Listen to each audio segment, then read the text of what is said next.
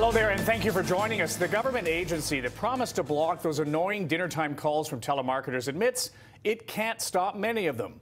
That's the response to an ongoing Global News investigation revealing the 6 million Canadians who signed up for the Do Not Call registry get most domestic calls blocked, but not a lot of international ones.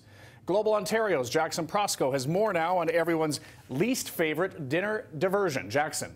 Kevin, some are calling it a breach of privacy. Our exclusive investigation found that by signing up for the Do Not Call list, you're actually handing your phone number over to the telemarketers, even fraud artists you were trying to avoid. Across the country, hello. The phones keep ringing, and thousands of Canadians who signed up for the Do Not Call list are looking for answers.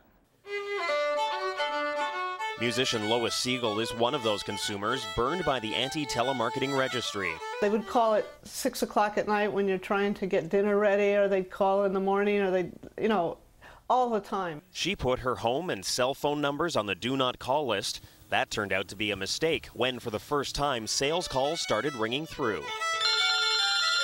I figured out, well, why is somebody calling my cell phone? Why is a telemarketer? And then it hit me that it was the Do Not Call list. Legitimate telemarketers use the list so they know who not to call, but the list is so easy to access that anyone can get their hands on it.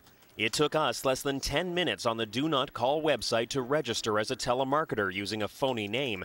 After paying a $50 fee, we were able to access the list for area code 416. That's 600,000 working phone numbers, a goldmine of information.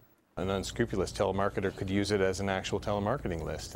The rogue telemarketers can make 100,000, 200,000, 500,000 calls a day, so chances are they'll eventually hit you, even if there are only 2 or 3 or 4 bad ones. While consumers feel their trust has been violated, the government agency behind the list, the CRTC, calls the program a success.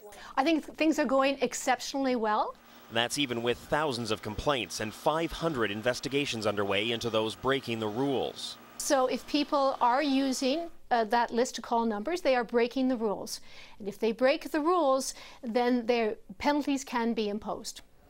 So if you signed up, don't be surprised if you still get an unwanted call or two. And the CRTC admits offshore telemarketers are also using the list to target Canadians, and they can pretty much get away with it because they're not bound by Canadian laws. So other than complaining to the CRTC, there's really not much you can do. Kevin? All right, Jackson, thank you very much.